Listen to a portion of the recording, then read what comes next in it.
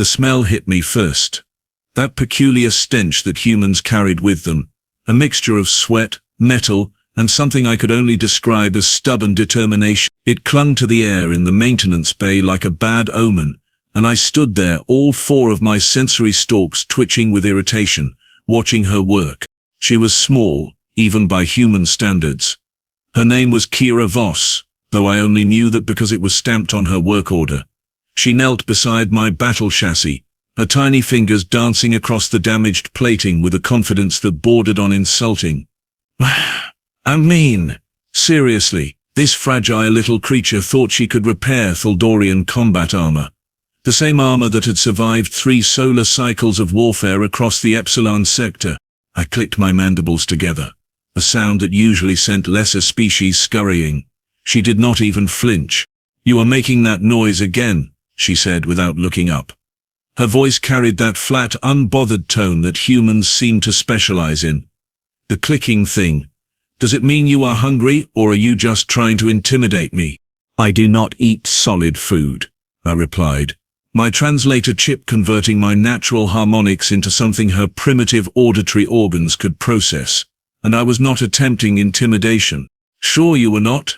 She laughed, a short burst of sound that seemed entirely too cheerful for someone elbow-deep in alien technology. "Third time this week you have done it. I am starting to think it is like a nervous tic or something." "Nervous? Me?"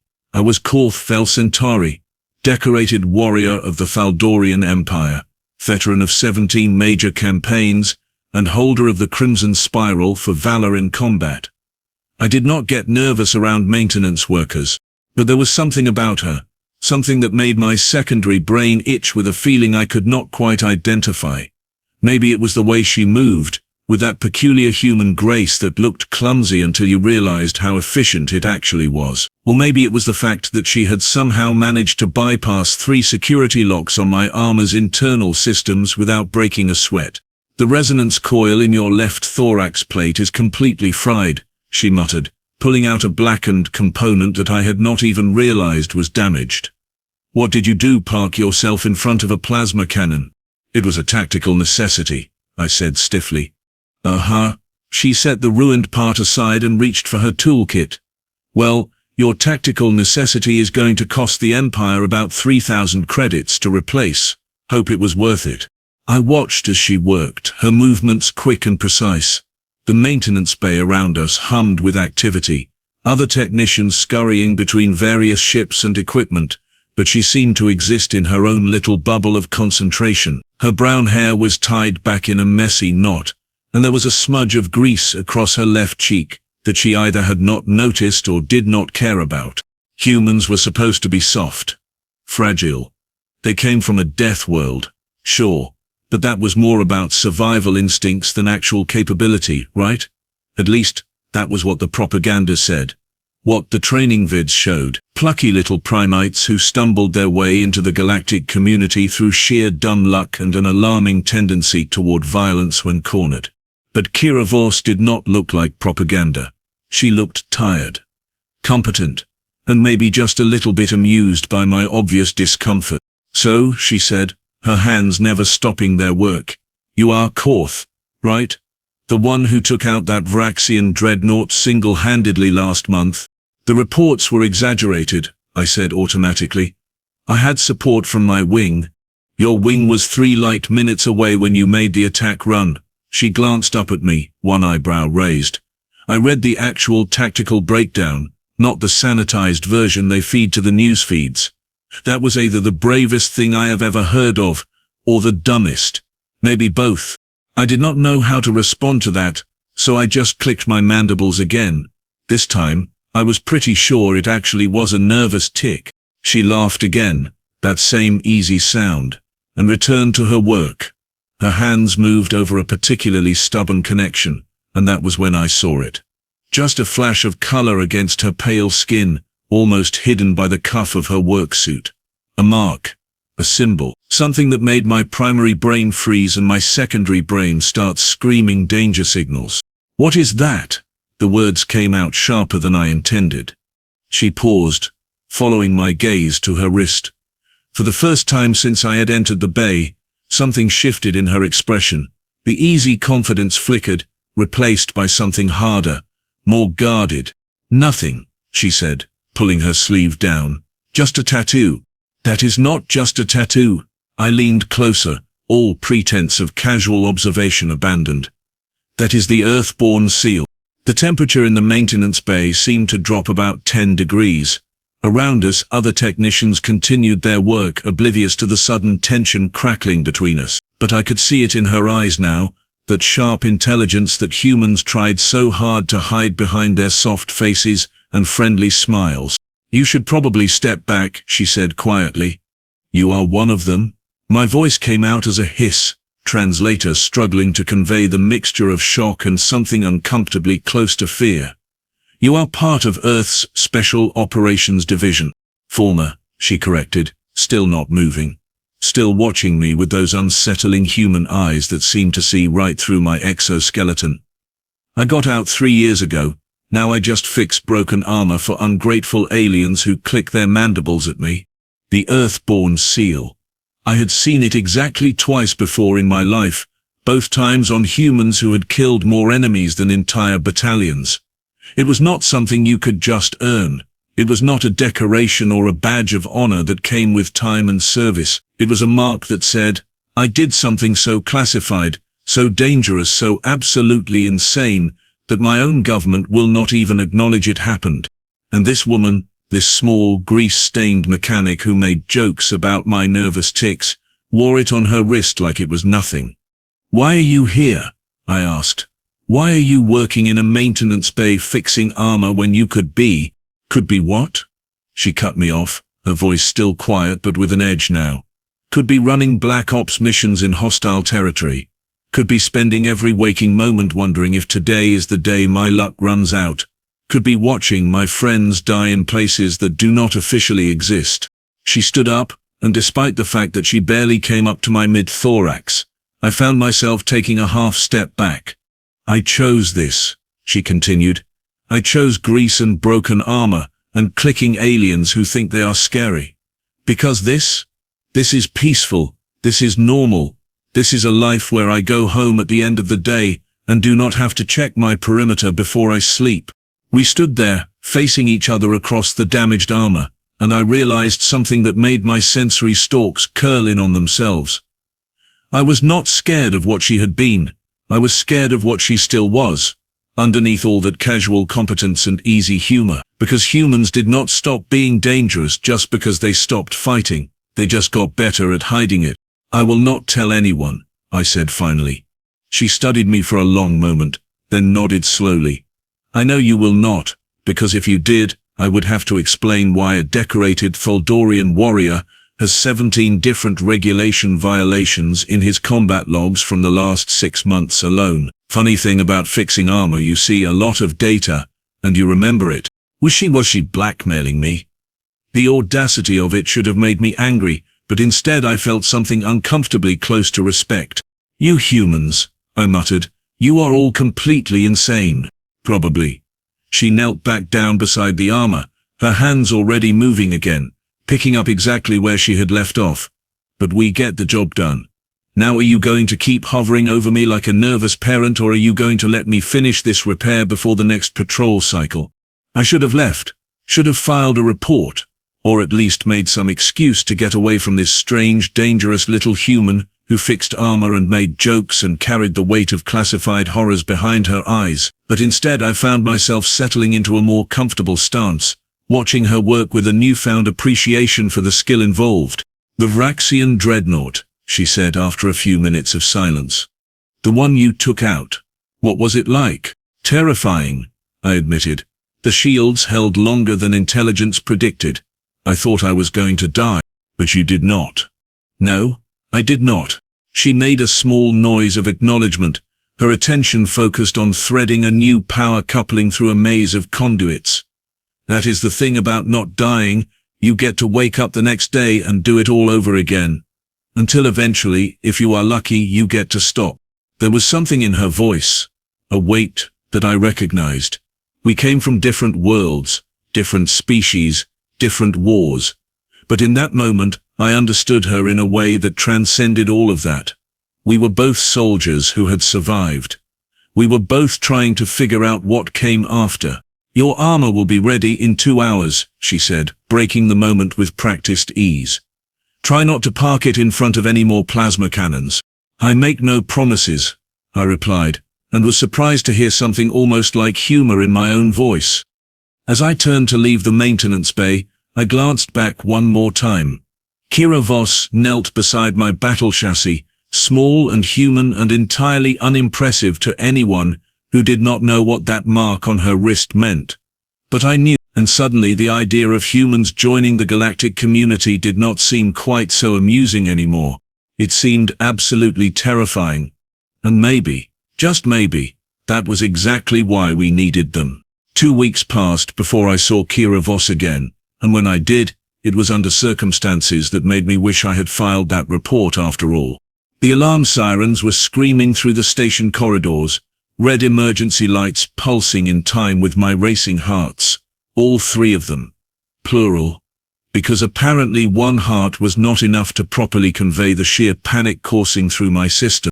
"Hull breach on Deck 7, the automated voice announced with infuriating calm.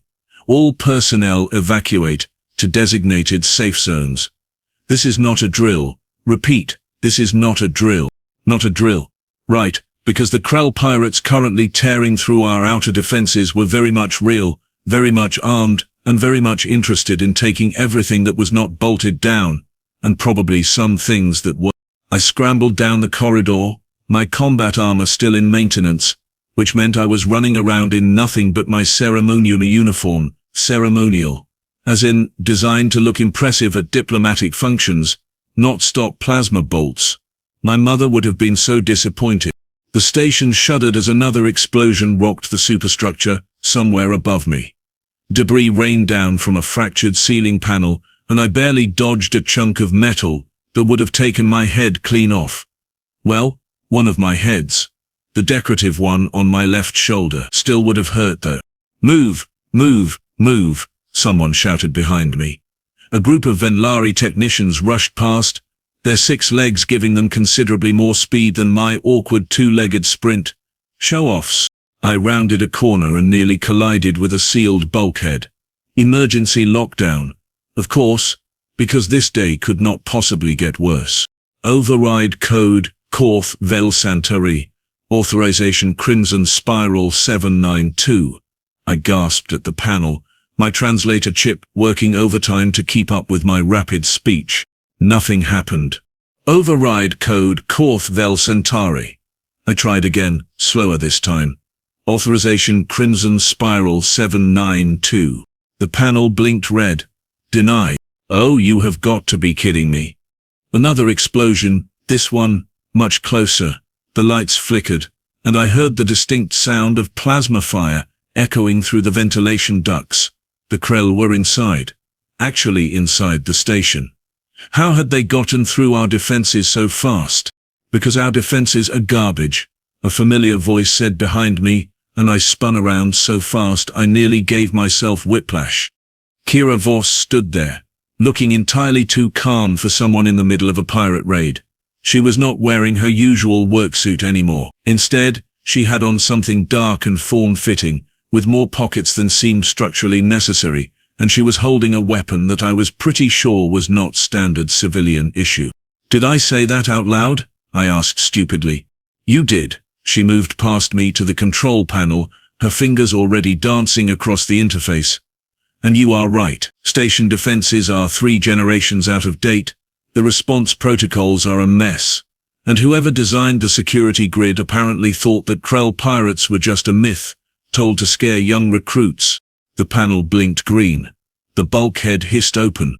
"How did you?"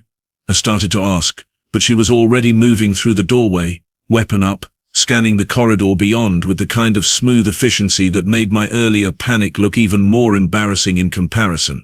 "Stay behind me," she said, "and try not to click. It gives away our position." I had not even realized I was clicking. Stupid nervous tick. We moved through the corridor, and I found myself studying the way she moved. There was nothing wasted in her motions, nothing uncertain. Every step was placed with purpose, every glance calculated. This was not the tired mechanic who fixed armor and made jokes. This was someone else entirely. Someone who wore that Earthborn Seal like it actually meant something. "Where are we going?" I whispered. "Auxiliary control room," she replied, not looking back. "If we can reroute power to the aft defense grid, we might be able to slow the Krell advance long enough for the garrison to organize a proper counterattack." "The garrison is not organizing anything," I said. "Half of them are trapped on the lower decks, and the other half are running around like hatchlings who lost their spawning mother. Then I guess it is up to us." She paused at an intersection, peeked around the corner, then pulled back quickly. 3 Krell raiders, 20 meters ahead. Heavily armed. They have not spotted us yet. 3 Krell raiders. I had faced Krell before in proper combat with proper armor and proper support. They were big, mean, and had a well-deserved reputation for brutality. Fighting 3 of them in a corridor with no armor and a human mechanic for backup seemed like a spectacularly bad idea. "We should find another route," I suggested, trying to sound tactical rather than terrified. "No time." Kira checked her weapon, made some adjustment that looked technical and worrying, then looked at me with those unsettling human eyes. "Can you fight?" "I am a decorated warrior of the Thaldorian Empire," I said automatically. "That is not what I asked." Her voice was flat. "Matter of fact, can you fight right now, in this moment, without your armor and your training and all the things that make you feel safe?" I wanted to say yes, wanted to puff up my sensory stalks, and click my mandibles and prove that I was still that soldier who took down a Vraxian dreadnought. But standing there in that flickering corridor with plasma fire echoing in the distance, I realized something uncomfortable about myself. "I do not know," I admitted. She studied me for a moment, then nodded slowly. "Honest answer, I can work with that." She pressed something into my hand, a small plasma pistol that felt almost weightless compared to Thaldorian weapons. "Safety is off. Point at bad guys. Pull trigger.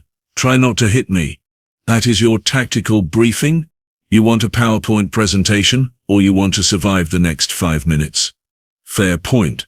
She moved around the corner with that same smooth efficiency, and I followed because apparently my survival instincts had completely abandoned me. The 3 Krell raiders were exactly where she said they would be, tearing into a cargo container with their powered claws. They were huge, easily twice my size, with thick armored hide that could shrug off most small arms fire. Kira shot the first one before they even realized we were there.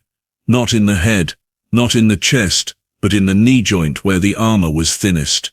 The Krelly howled and went down, and she was already moving, already firing again. The second one took a bolt to the shoulder, spinning it around, and I finally remembered that I was holding a weapon too. I fired, missed by a mile, fired again. This time I hit something, though I was not entirely sure what.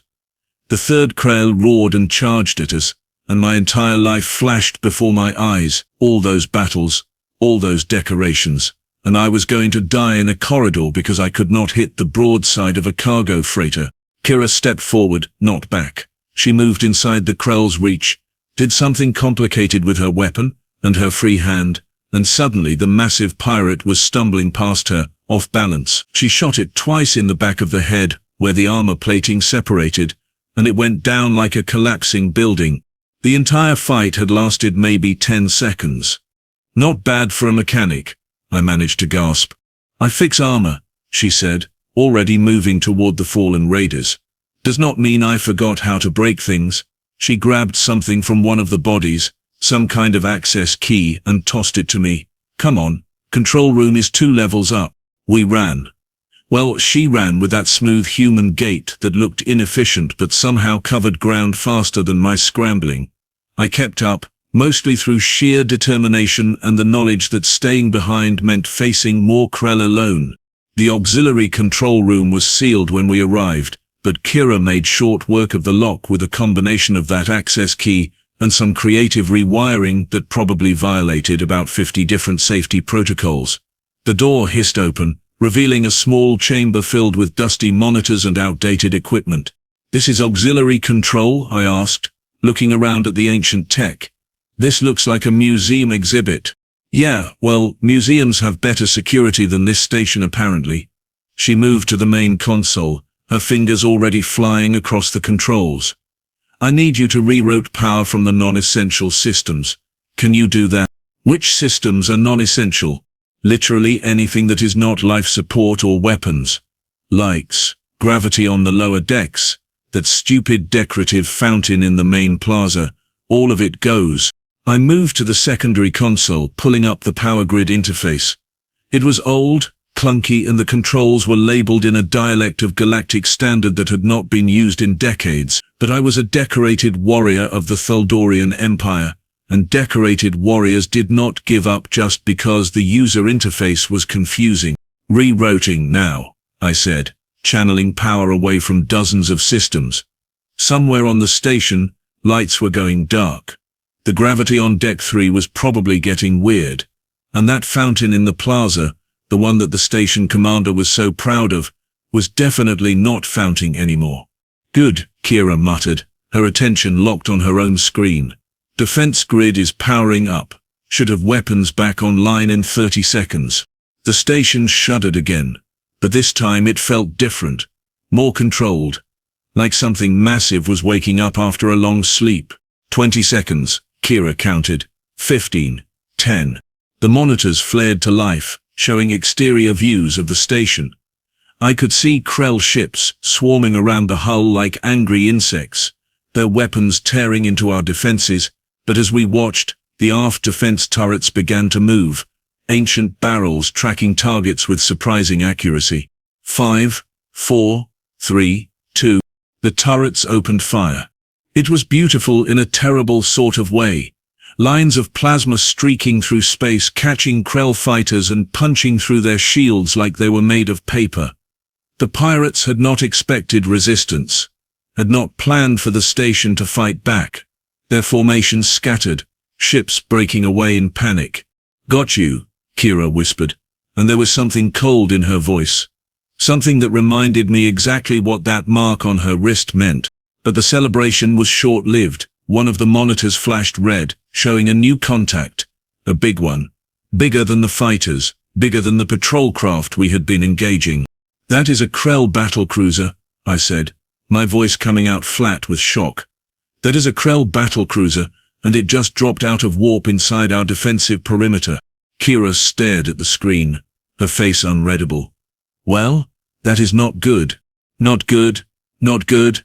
That thing has enough firepower to crack this station open like an egg. I am aware of that. Thank you. She was already working the console again, pulling up data streams and tactical readouts. How long until the garrison gets organized? Assuming they have not all surrendered or fled, maybe 20 minutes, maybe never. So basically, we are on our own. Basically, yes. She went quiet, her eyes scanning the screens with that same focused intensity.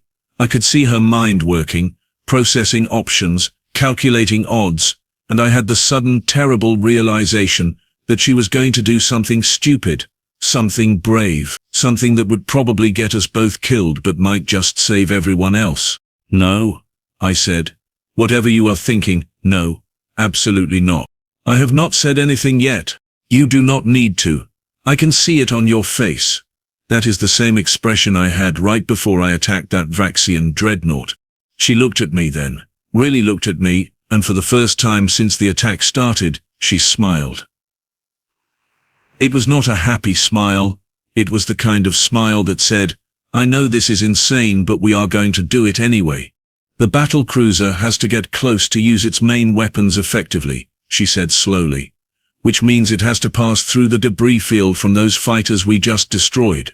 So debris fields are unpredictable. Lots of metal fragments floating around, makes sensor reading unreliable, and if someone was crazy enough, they could use that debris as cover to get right up next to that battlecruiser and do some damage. I stared at her. You want to go outside? You want to go outside in the middle of a battle and attack a Krell battlecruiser from a maintenance pod? Not want to, have to. It is the only play that gives us a chance. That is the worst plan I have ever heard. Probably. She was already moving toward the door. But it is the plan we have got. You coming? I should have said no, should have stayed in that control room and waited for someone with actual authority to figure things out. But I thought about Kira Voss, kneeling beside my armor in that maintenance bay, talking about choosing peace, about going home at the end of the day without checking her perimeter, about building a life that was normal. And I realized that peace was not something that just happened. It was something you fought for even when the odds were terrible and the plan was insane and you were pretty sure you were going to die. I am coming, I said, but for the record we are both completely insane. Welcome to being human, she replied. We specialize in it. We ran toward the maintenance bay, toward the pods, toward a plan that had maybe a 5% chance of working, and as we ran I found myself clicking my mandibles, not from fear this time, but from something else. Something that felt uncomfortably like hope. The Krell battlecruiser loomed ahead, and somewhere in the debris field, a small maintenance pod prepared to punch way above its weight class. This was either going to be legendary or the shortest suicide mission in galactic history. Possibly both.